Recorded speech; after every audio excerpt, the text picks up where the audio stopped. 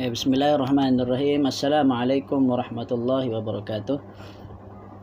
Innal hamdalillah nahmaduhu wa nasta'inuhu wa nastaghfiruh wa na'udzu billahi min shururi anfusina wa min sayyiati a'malina. Man yahdihillahu fala mudilla lahu wa man yudlil fala hadiya lahu wa ashhadu an la ilaha illallah wahdahu la syarika lahu wa ashhadu anna Muhammadan 'abduhu wa rasuluh. يا أيها الذين آمنوا اتقوا الله حق تقاته ولا تموتن إلا وأنتم مسلمون. يا أيها الناس اتقوا ربكم الذي خلقكم من نفس واحدة وخلق منها زوجها وبث منهما رجالا كثيرا ونساء واتقوا الله الذي تساءلون به والأرحام إن الله كان عليكم رقيبا. يا أيها الذين آمنوا اتقوا الله وقولوا قولا سديدا يصلح لكم أعمالكم ويغفر لكم ذنوبكم ومن يطع الله ورسوله فقد فاز فوزا عظيما. أما بعد. Alhamdulillah, bersyukur kita kehadrat Allah Subhanahu wa taala pada malam ini dapat kita meneruskan lagi kuliah Fardhu Ain, di mana kita telah masuk kepada satu tajuk yang baru, iaitu berkenaan pembatal syahadah yang telah kita mulakan 2 minggu sebelum ini. Dan ada 10 pembatal keislaman yang terbesar, maksudnya ataupun yang selalu, yang kebanyakan dilakukan oleh kebanyakan masyarakat Islam. Inilah yang akan kita pelajari. Yang pertama telah pun kita sebutkan sebelum ini, iaitulah mensyirikkan Allah Subhanahu wa taala. Dan memang tidak diragui lagi lah, mensyirikkan Allah Subhanahu wa taala itu memang pembatal pembatal syahadah yang terbesar. Apa itu syirik? Syirik itu ialah menyamakan selain Allah dengan Allah terhadap perkara yang khusus bagi Allah. Kita samakan Allah dengan selain Allah, tetapi perkara tersebut khusus bagi Allah sahaja. Antaranya contoh syirik yang kita sebutkan sebelum ini, iaitu menyembelih untuk selain Allah. Menyembelih untuk selain Allah. Kerana sembelihan sembelihan itu merupakan ibadah. Allah Subhanahu wa taala berfirman, "Fashalli li rabbika wanhar." Maka salatlah kamu dan juga berkorbanlah ataupun menyembelihlah korban terhadap Tuhanmu. Fasalli li rabbika, maka hendaklah kamu salat untuk Tuhanmu, wanhar, dan menyembelihlah, sama juga untuk Tuhan, untuk Allah. Dan yang selalu kita ulang-ulang dalam salat kita, yaitu inna salati wa nusuki wa mahyaya wa mamati lillahi rabbil alamin. Sesungguhnya salatku, wa nusuki, dan sembelihanku, wa mahyaya, dan hidupku, wa mamati, dan kematianku, lillahi rabbil alamin, hanya untuk Allah, Tuhan semesta alam. Jadi dari situ menunjukkan bahawa apabila kita melakukan syirik, maka itu membatalkan keislaman. Dan syirik merupakan dosa yang paling besar. Inna syirka la zulmun azim. Kata Luqmanul Hakim ketika memberi nasihat kepada anaknya, dia beritahu bahawa, ya bunayya, wahai anakku, anak kesayanganku, inna syirka la zulmun azim. Sesungguhnya syirik itu adalah merupakan kezaliman yang paling besar. Dan syirik menyebabkan pelakunya kekal di dalam api neraka, sebagaimana ataupun tidak diampunkan dosa. Kerana Allah Subhanahu wa taala berfirman, innallaha la yaghfiru an yushraka bihi wa yaghfiru ma duna dzalika liman yasha. Sesungguhnya Allah tidak mengampunkan orang yang mensyirikkan Allah, dosa orang yang mensyirikkan Allah. Wa yaghfiru ma duna dzalika liman yasha. Sesungguhnya Allah tidak mengampunkan dosa syirik dan mengampuni dosa di bawahnya, maksudnya selain daripada dosa syirik, liman yasha, bagi sesiapa yang dikehendakinya, dikehendaki oleh Allah. Surah An-Nisa. Jadi itu yang pertama. Hari ini kita masuk yang kedua. Apa dia pembatal syahadah ataupun pembatal keislaman yang kedua? Ats-tsani, yang kedua. Man ja'ala bainahu wa bainallahi wasaita yad'uuhum wa yas'aluhum syafa'ah wa yatawakkalu 'alaihim kafara ijma'an. Ini kata ulama bahawa sesiapa yang menjadikan di antaranya dan Allah wasaita, iaitu perantara, wa yas'aluhum, dia pun meminta ataupun berdoa kepada wasait ataupun perantara yang dia gunakan untuk Allah, meminta kepada Allah tapi ada perantara, maksudnya orang tengah lah. Asy-syafa'ah, dia meminta syafaat. Wa yatawakkalu 'alaihim, dan mereka bertawakal kepada mereka, maksudnya kepada perantara yang mereka gunakan untuk meminta kepada Allah. Wa yatawakkalu 'alaihim, dan juga mereka bertawakal, berserah diri pada perantara yang mereka gunakan itu. Maka kata para ulama, kafara ijma'an, secara ijma' para ulama telah bersepakat bahawa ini mengeluarkan dari keislaman, maksudnya telah boleh menyebabkan kafir lah, boleh menjadi kufur. Okey. Perantara yang dilakukan oleh kaum muslimin, kaum musyrikin, maksudnya oleh orang-orang kafir musyrikin, itu ada dua tujuan. Yang pertamanya tujuannya untuk kedekatan, ataupun qurbah. Dalam bahasa Arabnya disebut qurbah, maksudnya kedekatan. Dan yang keduanya untuk syafaat, meminta syafaat. Syafaat ni apa? Meminta pertolongan lah. Itu artinya syafaat. Dan syafaat ni ada yang boleh, ada yang tidak boleh lah. Okay? Syafaat ni ada yang boleh, ada yang tidak boleh. Yang bolehnya apa? Kita meminta pertolongan pada sesuatu yang memang boleh memberi pertolongan. Kita minta tolong orang, tolong kita angkat barang, tolong hantar barang, kan? Macam kita guna Grab, kita guna Food Panda, kan? Food Panda, dan seterusnya. Itu kira perantara lah tu, kan? Maka itu semua tidak ada masalah. Demikian juga kalau kita meminta kepada Allah Subhanahu Wa Taala, kita menggunakan perantara yang dibenarkan, seperti kita memohon kepada Allah dengan nama-nama Allah, dengan sifat-sifat Allah, atau dengan amalan soleh yang kita pernah lakukan, kan? Itu semua sabit daripada hadis-hadis yang sahih bahawa itu dibenarkan, itu dibolehkan, bahkan dianjurkan, maksudnya disukai.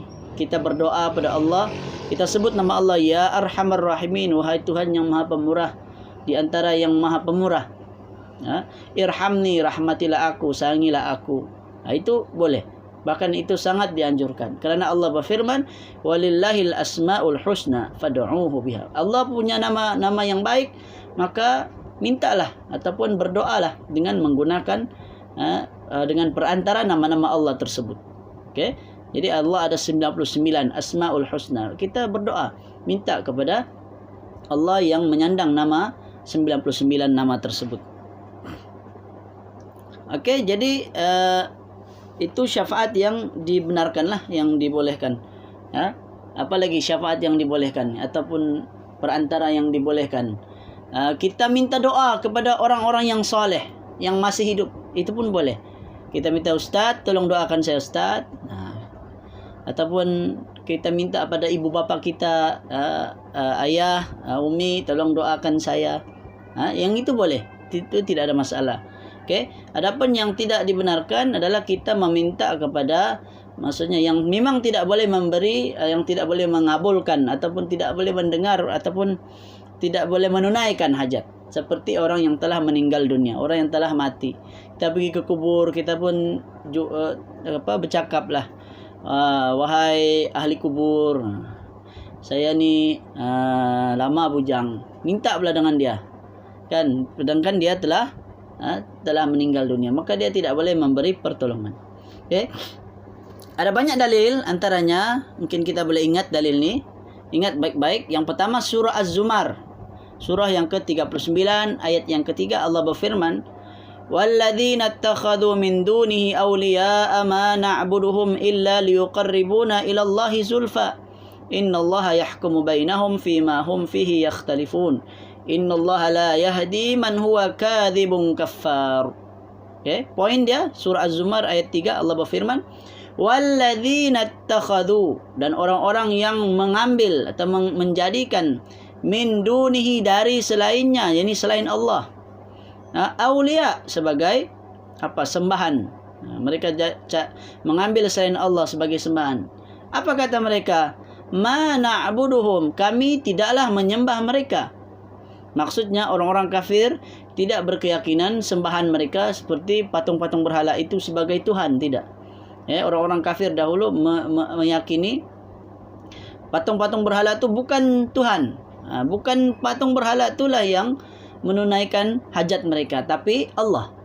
Tapi apa mereka kenapa mereka jadikan patung-patung berhala yang merupakan orang soleh yang telah meninggal dunia sebagai perantara?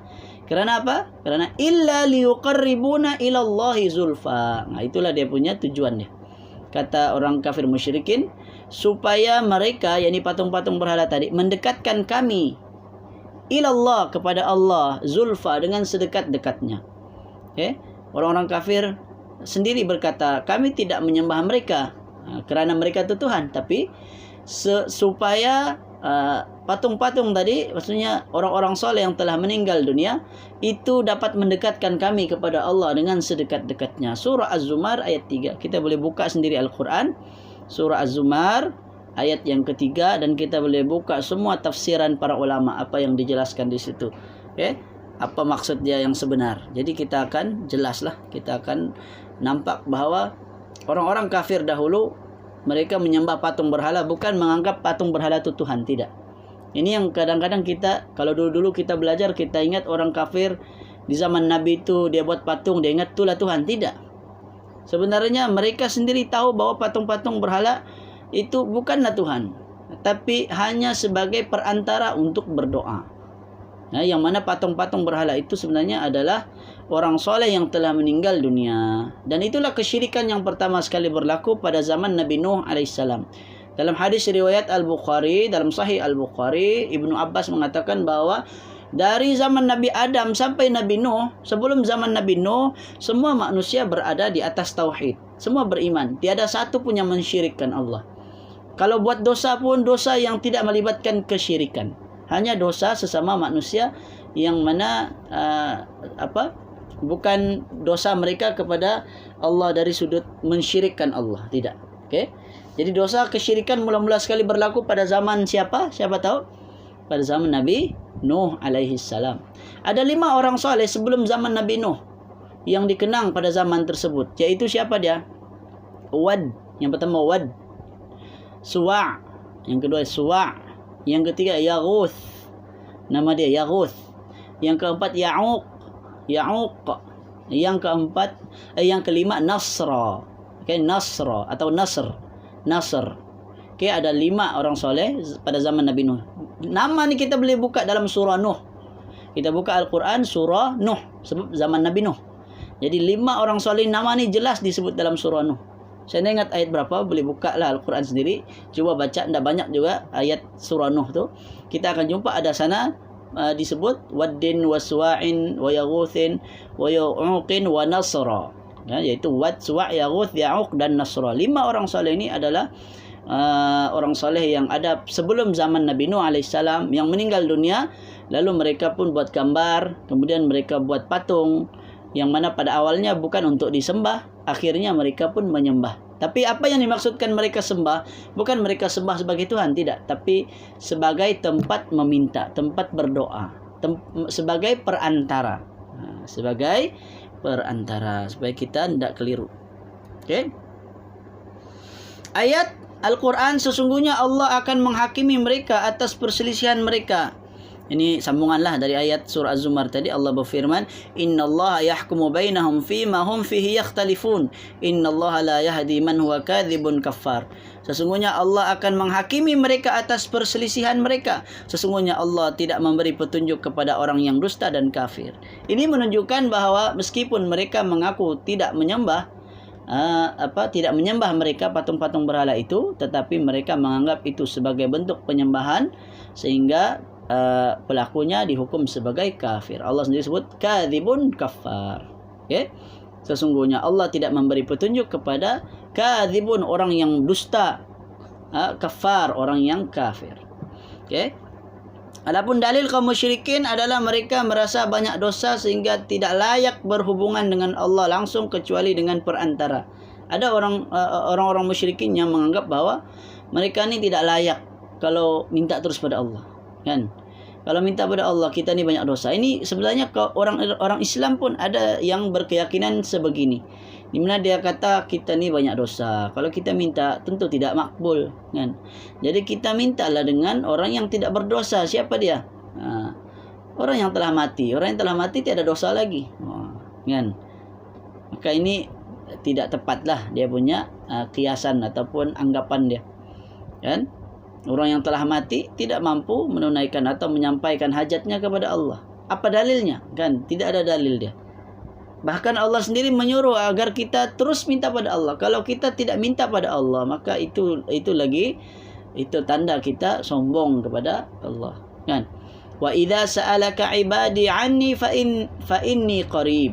Ujibu da'watad da'i idza da'an. Surah Al-Baqarah surah kedua ayat 186. Allah kata apa? Apabila hambaku meminta berdoa kepadaku tentang aku, maka jawablah bahawa aku dekat. Aku amat dekat. Ini qarib. Allah itu maha dekat dengan hambanya. Maksudnya Allah maha mengetahui. Allah maha melihat. Allah maha mendengar. Allah maha mengetahui apa keadaan kita. Kita minta, Allah pasti akan tunaikan. Allah pasti akan makbulkan.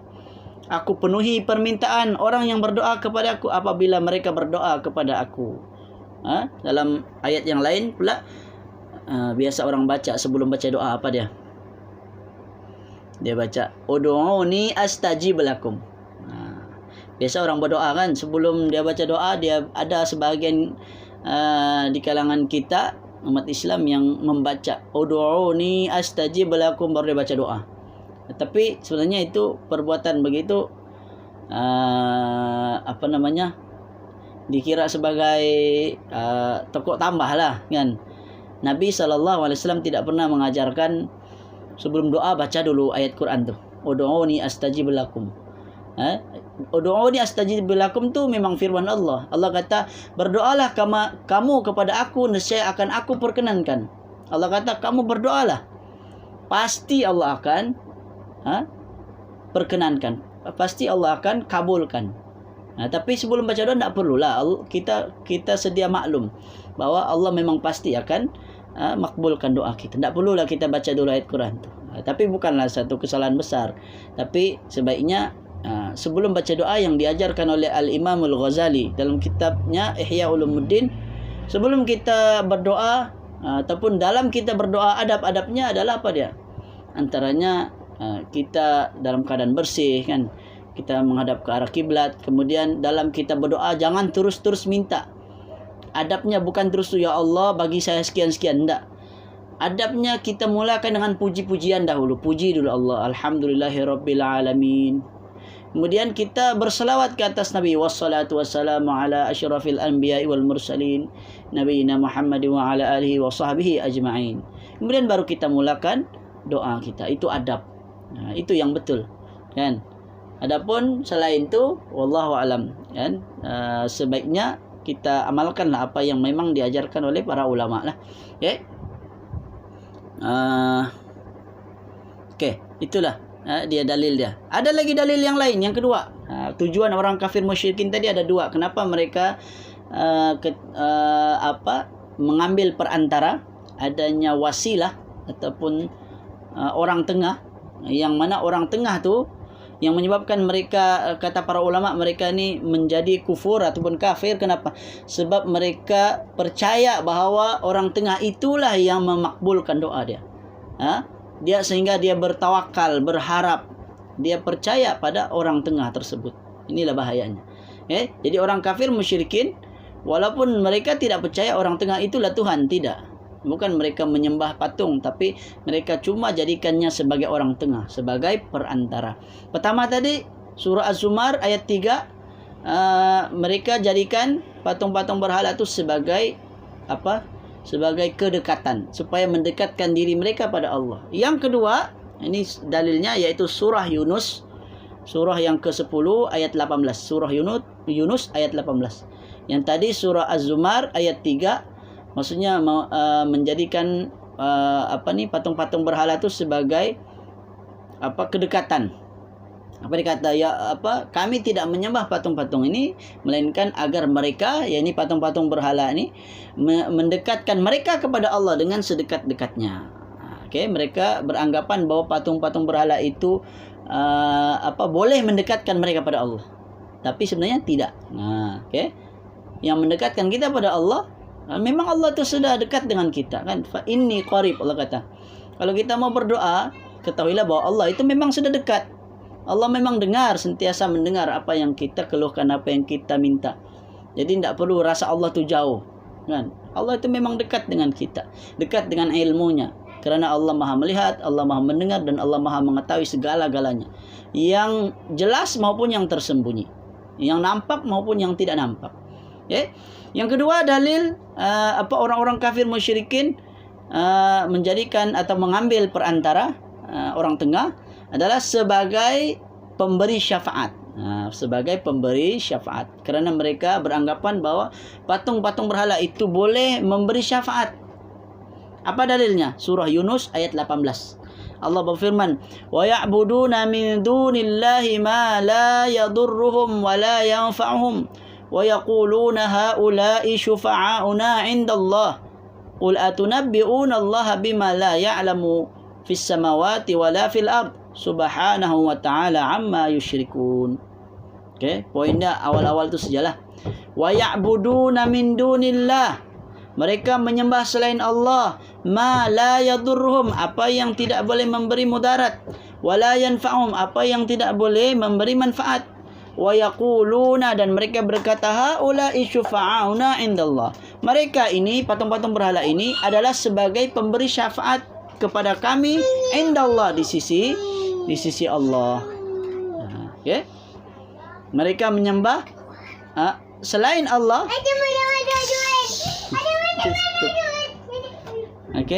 Mereka menyembah selain Allah apa yang tidak dapat. Jadi poin dia, yang mereka sembah ni patung-patung berhala, mereka sendiri tahu bahwa patung-patung berhala ini tidak boleh memberi manfaat, tidak boleh menolak mudarat.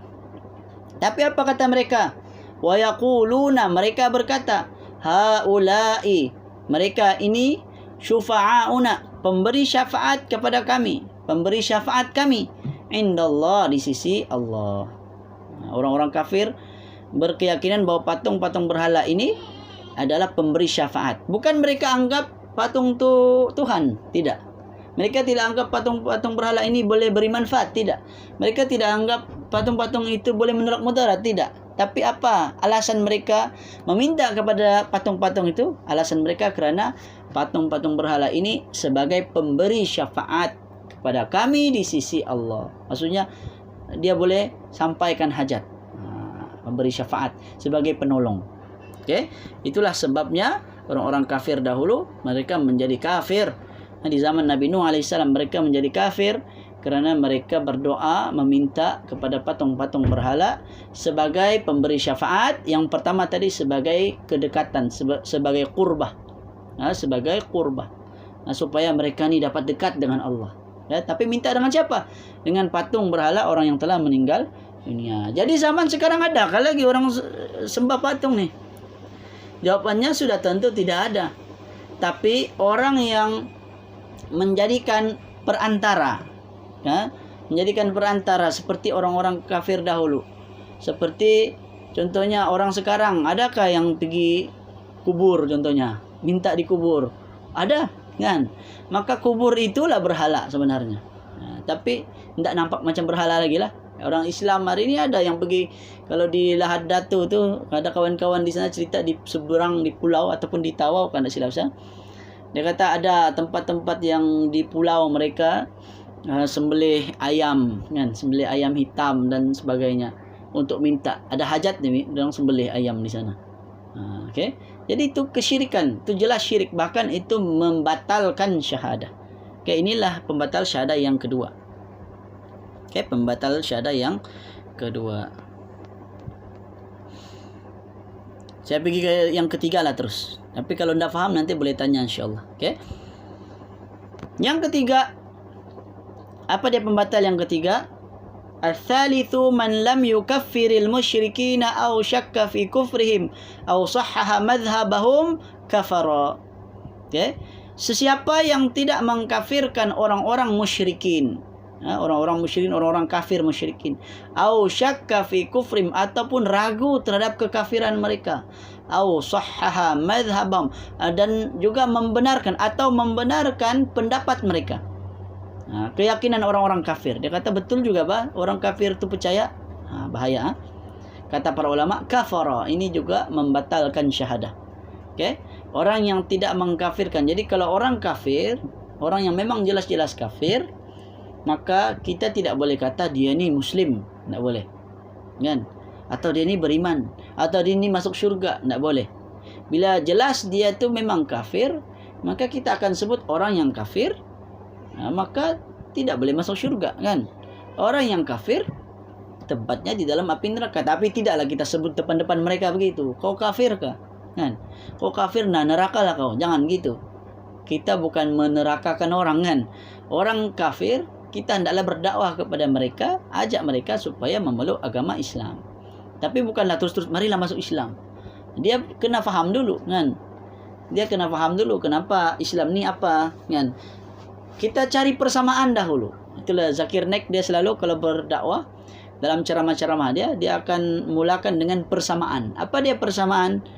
Islam dengan Kristian. Sama-sama cinta pada Nabi Isa atau Jesus. Mereka sebut Yesus, kan? Sama-sama kita cinta. Kita wajib mencintai seluruh para nabi, termasuklah Nabi Isa, kan? Kemudian apa lagi persamaan-persamaan dia? Antaranya dalam Bible lah. Kalau Zakir Naik tu selalu dia sebut dalam Bible. Dia sebut dalam Bible tu yang mana Nabi Isa tu kalau dia sembahyang dia ambil wuduk juga. Nabi Isa tu pun bersunat juga, kan? Jadi ada persamaan dengan Islam. Nabi Isa pun tidak makan babi. Tak boleh makan babi, tidak boleh minum arak, tidak boleh berzina. Jadi apa yang diajarkan oleh Nabi Isa alaihissalam mirip, sama dengan ajaran Islam. Okay? Kadang-kadang mereka sebagian orang-orang Kristian ni, dia kadang-kadang dia tidak tahu. Dia bukan apa, sebab mereka tidak diajarkan, tidak dititik beratkan tentang ibadah ataupun yang larangan-larangan tersebut. Sebab bagi mereka, orang Kristian sekarang, mereka mengikuti ajaran Paulus. Paulus ni hanya mengajarkan agar beriman pada Nabi Isa tu disalib untuk menebus ataupun mengampunkan dosa manusia. Itu je yang mereka didoktrinkan. Kalau kita percaya, dia kata, kita pasti masuk syurga, buatlah dosa banyak manapun. Ini yang diajarkan oleh mereka. Sebab itu mereka kalau berdosa dia tidak masalah. Pergi saja mengadu kepada padri, sebut je dosa dia. Padri pun kata kau punya dosa telah pun terhapus. Okay? Ataupun pergi kepada pastor pun itulah bagi nasihat. Dia tidak boleh ampunkan, tapi dia kata Tuhan pasti ampun. Dia kata yang penting percaya pada Nabi Isa itu adalah Tuhan, yang mana menjadi manusia. Lepas tu menjadi manusia, menebus dosa manusia. Dan kerana Tuhan begitu cinta pada manusia, maka dia menjadi manusia. Itulah macam-macam dia punya orang Kristian punya doktrin. Kalau kita faham, kita tahu masalah dia apa, jadi kita tidak akan mudah terpengaruhlah dengan ajakan dakwah daripada mereka. Okay? Jadi yang ketiga ni apa dia? Pembatal keislaman, yaitu kita tidak mengkafirkan orang-orang yang memang sudah kafir, yaitu orang kafir musyrikin, ataupun kita ragu terhadap kekafiran mereka, ataupun kita membenarkan keyakinan mereka, maka ini juga menyebabkan kita boleh menjadi kafir. Kenapa ini disebutkan dalam pembatal syahadah? Sebab ini juga ada di kalangan umat Islam yang terpengaruh dengan ajaran liberal, kan? Liberal, tahu liberal? Islam liberal. Kalau di Indonesia ada JIL, Jaringan Islam Liberal. Mereka ni berpendapat bahawa semua agama sama, kan? Dia kata Islam masuk syurga, Kristian masuk syurga, Yahudi masuk syurga. Semua sama-sama dia kata agama. Jadi ada di kalangan umat Islam yang suka begini, kan? Akhirnya mereka terikut-ikutlah. kan. Kan seronok begini. Jadi saling dia kata terbuka lah, maksudnya agama ni semua sama saja, semua pun sembah Tuhan, semua percaya pada Tuhan, tapi istilah Tuhan tu masing-masing agama ada beza-beza. Orang Kristen percaya Yesus, Nabi Isa itulah Tuhan, anak Tuhan, sekaligus Tuhan juga, kan. Kalau Yahudi lain lagi, kalau Buddha lain lagi. Jadi bahaya. Orang yang ikut Islam liberal ni sebenarnya mereka telah terkeluar dari Islam. Bila mereka meyakini ada semua agama adalah sama, maka ini akan menyebabkan terkeluar dari Islam sebenarnya, kan. Orang yang berkeyakinan agama itu sama. Rasulullah sallallahu alaihi wasallam bersabda, "Al-Islamu ya'lu wa la yu'la alaihi." Islam itu adalah yang paling tinggi, tidak ada yang lebih tinggi dari Islam. Kan? Inna ad-dina 'indallahil Islam. Semuanya agama yang diterima di sisi Allah hanyalah agama Islam. Tiba-tiba kita pula pergi kata, "Kenapa Islam pun boleh, yang lain pun boleh." Inilah bahaya. Dan ini memang berlaku, dan sehingga hari ini masih banyak mereka tertarik, sebab kadang-kadang mereka mereka suka cara hidup orang bukan Islam atau orang Barat. Kenapa? Ada kebebasan, padahal sebenarnya sama-sama juga. Kalau diperhatikan kitab mereka, sama-sama juga tidak boleh makan babi, sama-sama juga tidak boleh berzina. Bahkan di dalam Bible tu disebut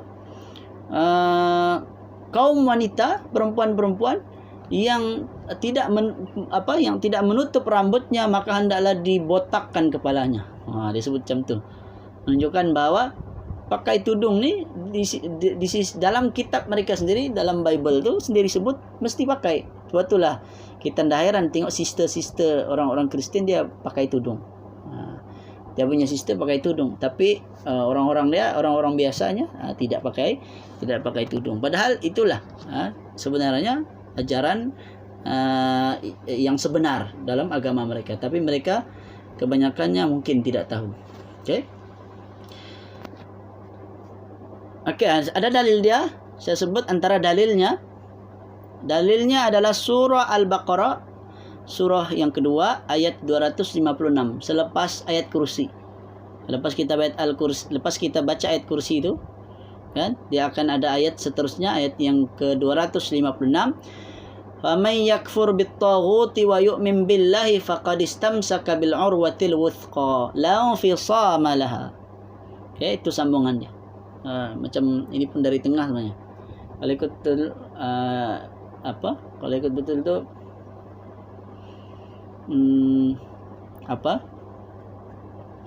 lepas kita baca Allahu la ilaha illa huwal hayyul qayyum la ta'khudhuhu sinatun wa la nawm lahu ma fis samawati wa ma fil ard man dhal ladzi yashfa'u 'indahu illa bi idhnihi ya'lamu ma bayna aydihim wa ma khalfahum wa la yuhituna bi illa bima syaa' wasi'a kursiyyuhu samawati wal ard wa la ya'uduhu hifdhuhuma wa huwal 'aliyyul 'azim.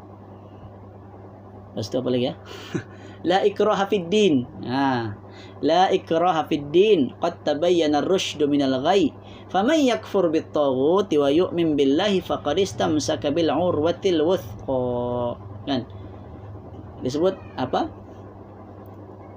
sudah lupa, sudah balik. Disebut la ikraha fid din, tidak ada paksaan dalam memeluk agama Islam. Kan? Qad tabayyana ar-rusydu minal ghayy, telah jelas petunjuk daripada kesesatan. Faman yakfur bit-taghut, sesiapa yang kafir yang ingkar pada taghut, wa yu'min billah, dan beriman kepada Allah, hanya kepada Allah, faqad istamsaka bil urwatil wuthqa, maka sesungguhnya dia telah berpegang kepada al-urwatul wuthqa. Apa itu? Yaitu tali yang kuat, yang tidak akan putus. Dan para ulama menyebutkan, kita buka dalam tafsir Ibnu Katsir, menyebutkan bahwa yang dimaksudkan dengan al-urwatul wuthqa adalah la ilaha illallah, yaitu la ilaha illallah. Siapa yang berpegang dengan la ilaha illallah, maka dia tidak akan putus. Tidak akan putus. Tali itu tidak akan putus.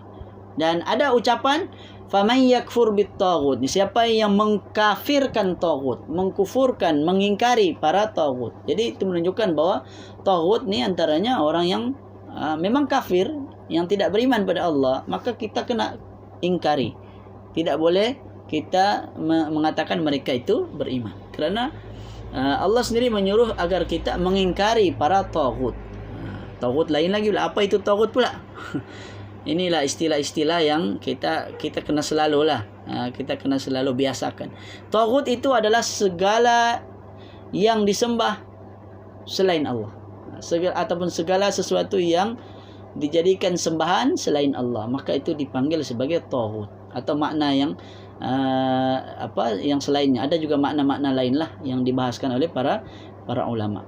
Dalil daripada hadis pula, Nabi SAW bersabda, "Man qala la ilaha illallah wa kafara bima yu'badu min dunillah, haruma maluhu wa damuhu wa hisabuhu 'ala Allah." Sesiapa yang mengucapkan la ilaha illallah serta mengkafirkan apa yang disembah selain Allah. Jadi ada perkataan wa kafara, dan mengkufuri, mengingkari, mengkafirkan bima yu'badu, apa-apa yang disembah selain dari Allah. Jadi orang kafir hendaklah kita ingkari mereka, menolak mereka, ataupun tidak mengatakan mereka itu sebagai orang yang kena ingkar, kan? Dan inilah yang disebut di dalam ayat Al-Quran yang lain ada di sini. Antaranya Nabi Ibrahim alaihissalam mengatakan, qad kanat lakum uswatun hasanatun fi Ibrahim walladzina ma'ahu idh qalu liqaumihim inna bura'a'u minkum wa mimma ta'buduna min dunillah kafarna bikum. Jadi ucapan Nabi Ibrahim, dia kata, Allah berfirman, sesungguhnya telah ada suri teladan pada diri Ibrahim, Nabi Ibrahim, dan pengikut Nabi Ibrahim, yaitu ketika mana mereka berkata kepada kaum mereka. Apa kata Nabi Ibrahim? Dia kata, inna bura'a'u minkum, sesungguhnya kami berlepas diri dari kamu serta apa-apa yang kamu sembah selain Allah. Jadi ada ucapan berlepas diri, maksudnya orang-orang kafir hendaklah kita jauhi mereka. Kita jangan ikut jangan jadikan kawan ya. Maksudnya ini dari segi keyakinan, bukan dari segi keduniaan. Dari segi keduniaan, maka Islam menyuruh agar kita berbuat baik kepada kedua ibu bapa, walaupun mereka contohnya belum lagi memeluk agama Islam. Itu memang disuruh kepada jiran, tetangga, siapa-siapa juga, asalkan mereka bukan orang kafir yang menyerang Islam, yang memusuhi Islam, menampakkan kebencian mereka kepada Islam. Yang begini, maka Islam menyuruh agar kita jauhi mereka. Okey. Saya kira cukuplah dahulu itu tiga dahulu kita bahas untuk malam ni. Dua lah, kita tambah 2 saja. Jadi baru 3, ada lagi bakinya ada 7 lagi, insya-Allah kita akan sambung pada minggu hadapan. Mudah-mudahan dapat difahami lah, macam hujan nih sekarang. Okey, jadi kalau ada soalan mungkin bolehlah saya buka 1-2 soalan.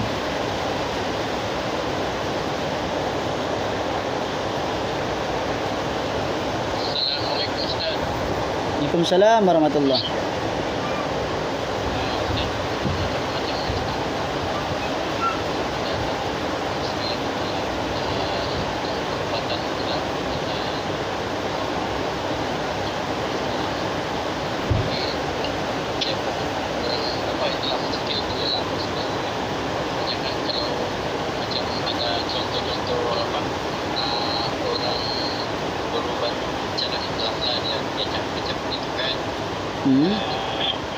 Tapi macam ada macam dia ada terselit apa itu macam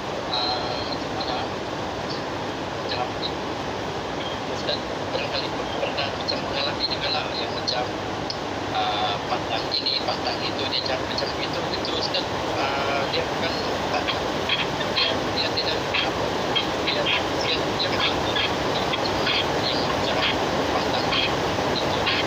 Apa yang pandang saya anda berapa paham apa yang pandang?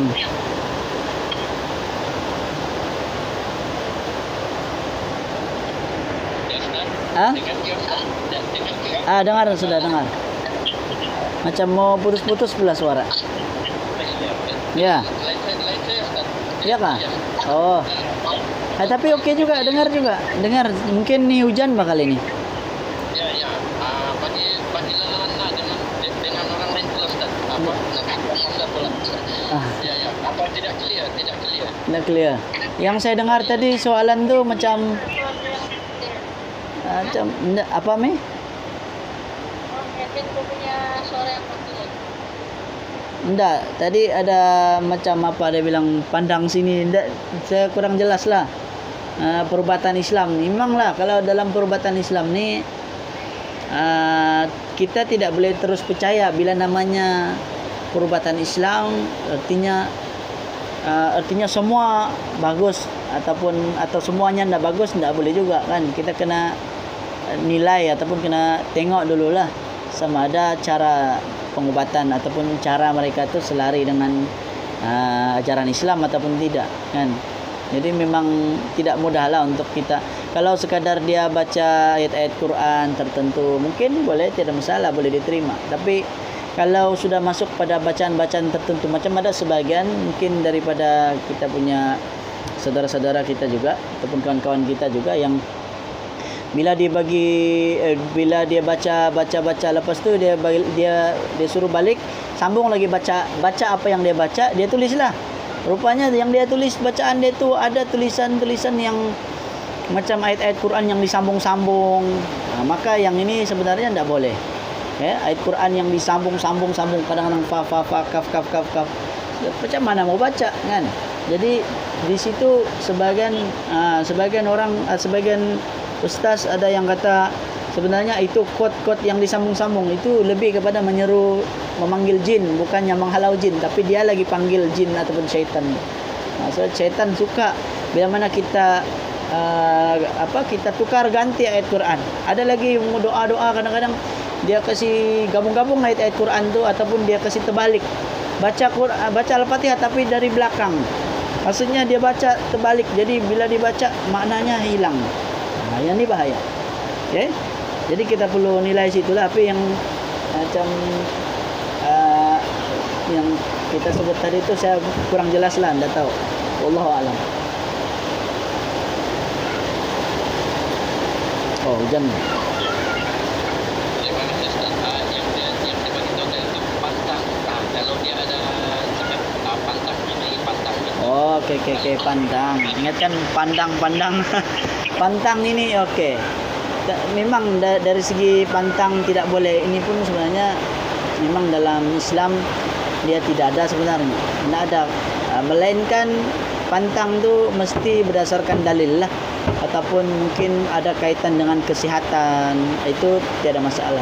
Tapi kalau hanya semata-mata sekadar dugaan ataupun memang sudah tradisi dalam pengobatan mereka tapi tidak ada bukti, maka tidak boleh juga kita terlalu ikutlah. Sebab ada yang kata tidak boleh makan telur, dia bilang telur ni bahaya apa. Tapi kita kena rujuk kepada doktor juga, sebab doktor lebih tahu. Tapi kalau masalah jin dan sebagainya, apa kaitan dengan makanan? Sebenarnya tidak ada kaitan pun. Itu sajalah. Bagi saya kalau ada pantang-pantang segala gini-gini tu tidak boleh kita ambil terus, sebab tidak ada dalil dia. Tidak ada di dalam Islam yang mana tidak boleh kita makan sekian-sekian untuk kita mau halau jin ataupun ada gangguan sekian-sekian, kecuali itu ada kaitan dengan perubatan lah. Macam orang tu ada alergik, maka tidak boleh makan. Itu betul lah. Itu memang ada kaitan.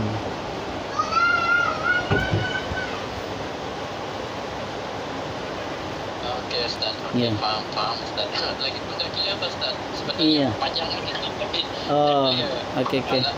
Lain saya ni pandai tak sekejap ada sekejap dia dah. Okay, mungkin kita buka yang lain lah kalau siapa yang ada soalan. Satu lagi lah sebelum kita tutup.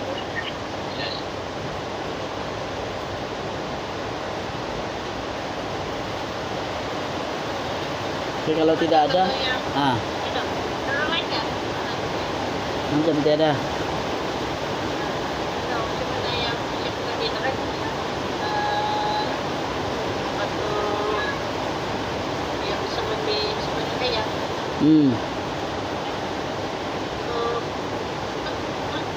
Ya.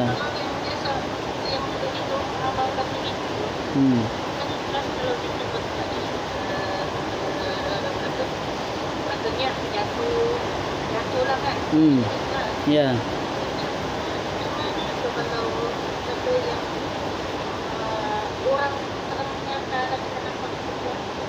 Jadi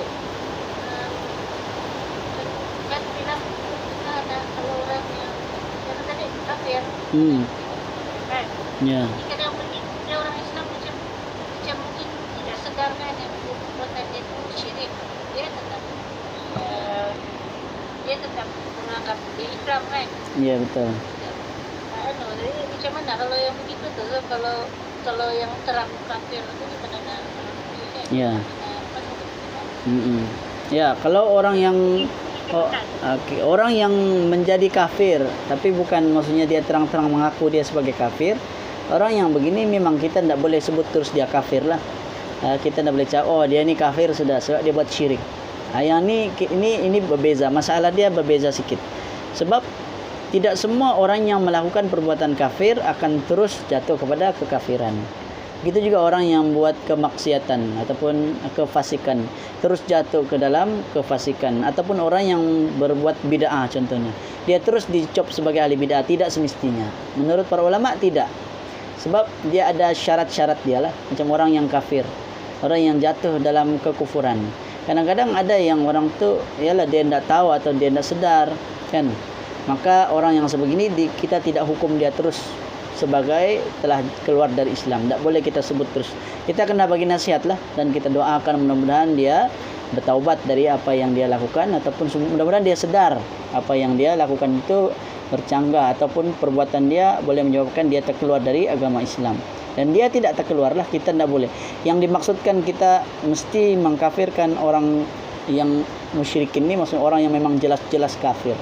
Macam orang Kristian kan, orang Yahudi yang saya mengaku dia Islam kan? Ya, dia sendiri tidak mengaku dia Islam. Orang yang begini ya kita tidak perlulah backup kita mau kata dia Islam juga. Macam dulu ada kes tidak silap saya Lina Joy kan, dia mau keluar dari Islam dan dia sendiri sudah isytihar dia keluar dari Islam.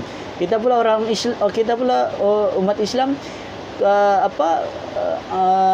beria mau supaya kata dia masih Islam, tidak mau supaya dia keluar dari Islam. Memang betul kita tidak mau, tapi kalau orang tu sendiri sudah mengaku, mengucap dengan keyakinannya, dengan lisannya, dengan lidah dia kata dia keluar dari Islam, sebenarnya orang tu sudah terkeluar dari Islam. Cuma yang mereka bicarakan itu dari segi mungkin dari segi undang-undang, orang tidak mau supaya mudah orang keluar dari agama Islam. Yang itu sudut perundangan je lah. Ya, cuma kalau dari segi orang tu sendiri sudah mengaku dia keluar Islam ataupun dia mengaku dia murtad, maka orang tu sendiri memang sudah murtad kan. Apalagi kita mau bilang enggak kau masih Islam lagi, enggak. Sebenarnya orang yang sudah sendiri mengaku dia keluar dari Islam memang jelas dia telah terkeluar dari agama Islam. Yang perlu kita buat adalah nasihat lah. Kena nasihat dalam agama Islam. Memang pun orang yang murtad kalau dari hukum agama Islam memang dia dihukum bunuh sebenarnya, tapi bukan hukum itu begitu sebenarnya. Hukum itu sebenarnya dia akan diberi nasihat, diberi secara maksudnya berkala, maksudnya dibagi nasihat berkali-kali sehingga dia benar-benar faham. Takut dia ada keraguan, ada kesalahfahaman dia terhadap agama Islam, dijelaskan sampai dia mau supaya mengucap semula. Tapi kalau orang tu memang dia kata enggak apalah, biarlah kamu mau hukum saya mati, biarlah saya mati untuk agama lain. Dia kata saya mati, saya tidak mau agama Islam. Orang yang begini memang patut dijatuhkan hukuman. Memang hati dia sudah tidak mau Islam tentunya gitu. Dan kenapa dia jatuhkan hukuman bunuh itu ada sebab-sebabnya lah. Itu mungkin dan kalilah kita boleh pelajari. Dia ada dalam hukum jenayah Islam. Wallahu a'lam. Jadi cukuplah dahulu kan untuk malam ni. Iya, sebab sudah mau jam 8 sudah. Jadi insya-Allah mudah-mudahan adalah manfaat yang boleh kita dapatkan. Mungkin nanti kita ulang semula lah. Kita akan sentiasa ulang sebelum kita masuk yang pembatal yang seterusnya. Kita ulang dulu 1, 2, 3 apa dia, dan kita sambung yang seterusnya. Jadi itu saja yang baik datang dari Allah, yang lemah dari saya sendiri. Saya memohon maaf sekiranya ada kekurangan, kesilapan dalam penyampaian saya. Aqulu qouli hadza wa astaghfirullahal azim li wa lakum wa sallallahu ala nabiyyina Muhammad wa ala alihi wa sahbihi wa baraka wa sallam. Assalamualaikum warahmatullahi wabarakatuh.